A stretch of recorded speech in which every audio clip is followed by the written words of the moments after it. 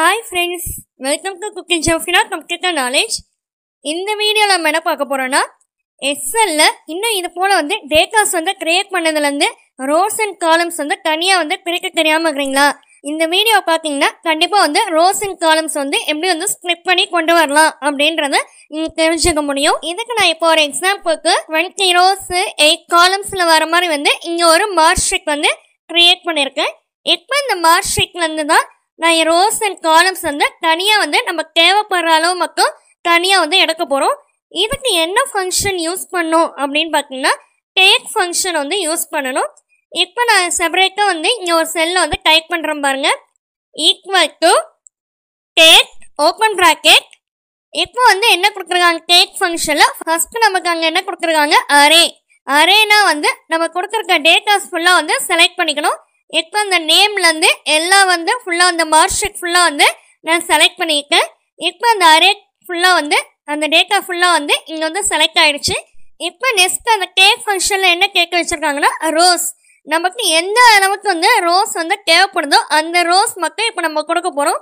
இப்போ நான் ஒரு எக்ஸாம்பிளுக்கு ஃபஸ்ட்டு 7 ரோஸ் மட்டும் எனக்கு தேவைப்படுது. ஸோ 7ன்னு சொல்லி டைப் பண்ணிக்கிறேன். கமா நெக்ஸ்ட் டேக் ஃபங்க்ஷனில் என்ன கொடுத்துருக்காங்க, காலம்ஸ். காலம்ஸ் என்ன எத்தனை காலம்ஸ் நமக்கு தேவைப்படுதோ அதை நம்பராக டைப் பண்ணிக்கணும். ஒரு எக்ஸாம்பிளுக்கு 3 காலம்ஸ், ஃபஸ்ட்டு 3 காலம்ஸ் மட்டும் எனக்கு தேவைப்படுது. ஸோ 3 நான் டைப் பண்ணிக்க ப்ராக்கெட் க்ளோஸ் பண்ணிக்கிறேன். க்ளோஸ் பண்ணிக்க ஃபைனலாக என்டர் பட்டனை கிளிக் பண்ணிக்கோங்க.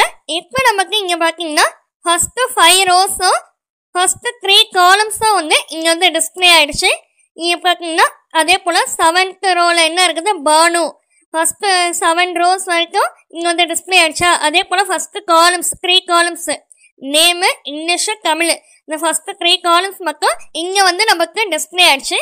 இப்போ நமக்கு லாஸ்ட்டு ரோஸு லாஸ்ட்டு காலம்ஸில் நமக்கு தேவைப்படுது அப்படின்னும் போது என்ன பண்ணணும்னு பார்த்தீங்கன்னா, அதே செல்லை நீங்கள் கிளிக் பண்ணிக்கிங்கன்னா அந்த ஃபார்முலாஸ் மறுபடியும் நமக்கு டிஸ்பிளே ஆகும்.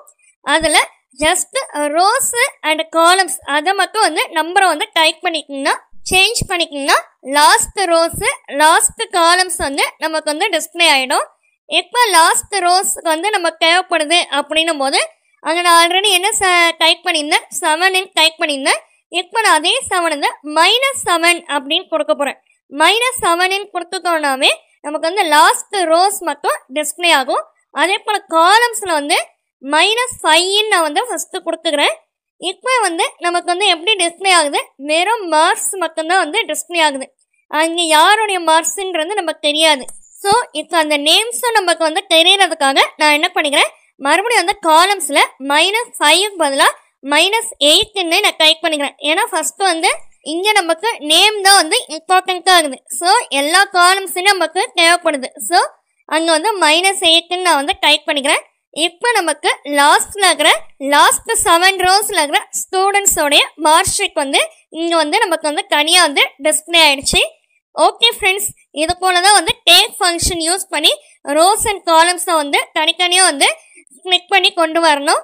ஃப்ரெண்ட்ஸ், இந்த வீடியோ மாத்திரம் இல்லை, MS வேர்டு, எக்ஸலு, அதோட ஷார்ட்கட் ட்ரிக்ஸ் அண்ட் டிப்ஸு, மொபைலில் MS வேர்டு எப்படி யூஸ் பண்ணணும், இந்த வீடியோக்கான லிங்க் எல்லாம் டிஸ்கிரிப்ஷன் பாக்ஸில் கொடுத்துருக்கேன். செக் பண்ணி பார்த்துக்கோங்க.